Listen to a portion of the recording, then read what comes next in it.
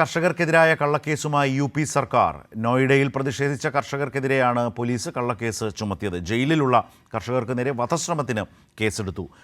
വിവരങ്ങളുമായി സ്വാതി ചേരുകയാണ്.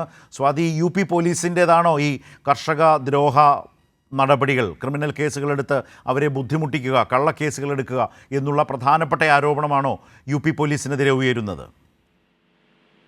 തീർച്ചയായും ശരത്ത്, യു.പി. ഗ്രേറ്റർ നോയിഡയിൽ നടക്കുന്ന ഈ കർഷക പ്രക്ഷോഭം അട്ടിമറിക്കാനാണ് ഇത്തരത്തിലൊരു കള്ളക്കേസുമായി യു.പി. പോലീസ് രംഗത്ത് വന്നിട്ടുള്ളത്. ഈ സമരവേദിയിൽ നിന്ന് അറസ്റ്റ് ചെയ്ത് ജയിലിലടക്കപ്പെട്ട കർഷകർക്കെതിരെ വധശ്രമത്തിനടക്കം കേസെടുത്തിട്ടുണ്ട് എന്നാണ് മനസ്സിലാക്കാൻ കഴിയുന്നത്. ഇപ്പോൾ സബ് ഇൻസ്പെക്ടർ രാജ്കുമാറിനെ കയ്യേറ്റം ചെയ്തെന്നും അതോടൊപ്പം കഴുത്തിൽ ബൂട്ടിട്ട് ചവിട്ടിയെന്നടക്കമുള്ള ഗുരുതരമായ ആരോപണങ്ങളാണ് ഈ കർഷകർക്ക് നേരെ ഉണ്ടായത്. ഇതിന് പിന്നാലെയാണ് കേസ് രജിസ്റ്റർ ചെയ്തത്. മാത്രമല്ല, ഈ മെട്രോ സ്റ്റേഷനുകൾ കടന്നുകയറി ട്രെയിൻ തടഞ്ഞ് എന്നടക്കമുള്ള കേസുകൾ കർഷകർക്കെതിരെ ചുമത്തിയിട്ടുണ്ട്. ഗൗതം ബുദ്ധനഗറിൽ ജയിലിലുള്ള 129 പേരിൽ 112 പേരെയും പ്രതിയാക്കിയെന്നാണ് മനസ്സിലാക്കാൻ വേണ്ടി കഴിയുന്നത്. ഈ ഡിസംബർ 4-നാണ് ഇത്തരത്തിലൊരു സംഭവം നടന്നത് പോലീസ് ആരോപിക്കുന്നത്. മെട്രോ സ്റ്റേഷനിൽ അത്രയും സുരക്ഷാ സംവിധാനങ്ങളുള്ള മെട്രോ സ്റ്റേഷനിലേക്ക് കർഷകർ കൂട്ടമായി കയറി ചെന്നുകൊണ്ട് അക്രമം അഴിച്ചുവിട്ട് എന്ന അവകാശവാദമാണ് യു.പി. സർക്കാരും പോലീസും ഉന്നയിക്കുന്നത്.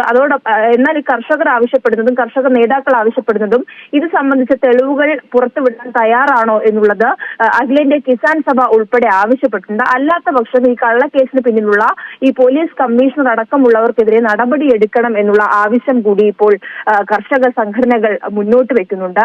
മാത്രമല്ല, ഈ കർഷകരെ വിട്ടയച്ചില്ലെങ്കിൽ 23-ന്, അതായത് മറ്റന്നാൾ ഗൗതം ബുദ്ധനഗർ DM ഓഫീസ് ഉപരോധിക്കാൻ വേണ്ടിയുള്ള തീരുമാനത്തിലേക്കും കർഷക സംഘടനകൾ എത്തിയിട്ടുണ്ട്. ഈ കള്ളക്കേസെടുത്ത ഉദ്യോഗസ്ഥരെതിരെ നടപടി ആവശ്യപ്പെട്ടുകൊണ്ട് ജില്ലാ മജിസ്ട്രേറ്റിനും കിസാൻ സഭ കത്ത് നൽകി. അതോടൊപ്പം അതിന്റെ പകർപ്പ് യു.പി. മുഖ്യമന്ത്രി ആദിത്യനാഥിനും അലഹബാദ് ഹൈക്കോടതി ചീഫ് ജസ്റ്റിസിനും സുപ്രീം കോടതി ചീഫ് ജസ്റ്റിസിനും അടക്കം നൽകാൻ വേണ്ടിയുള്ളൊരു തീരുമാനത്തിലേക്കാണ് പോകുന്നത്. കഴിഞ്ഞ ദിവസം ഈ ഗൗതം ബുദ്ധനഗറിലെത്തി ജയിലിലുള്ള കർഷകരെ സന്ദർശിക്കാൻ പോലും എംപിമാരെ അനുവദിക്കാത്ത സാഹചര്യമുണ്ട്. അവർക്ക് അനുമതി നിഷേധിക്കുന്നു. ഇന്നലെ സ്വാതി ശിവദാസൻ എംപിയെയും മറ്റും തടഞ്ഞു അല്ലേ, ഗൗതം ബുദ്ധനഗറിലെ ജയിലിലുള്ള കർഷകരെ സന്ദർശിക്കാൻ എത്തിയപ്പോ? അതെ, ഇന്നലെയായിരുന്നു ആ സംഭവം നടന്നത്. ഇന്നലെ അഖിലേന്ത്യാ കിസാൻ സഭയുടെ ഫിനാൻസ് സെക്രട്ടറി പി കൃഷ്ണപ്രസാദ്, CPM-ന്റെ ദില്ലി സംസ്ഥാന സെക്രട്ടറി അനുരാഗ് സക്സേന ഉൾപ്പെടെയുള്ള നേതാക്കൾ, അതോടൊപ്പമായിരുന്നു ഈ വി ശിവദാസൻ എംപിയും ഈ സംഘത്തിലുണ്ടായിരുന്നു.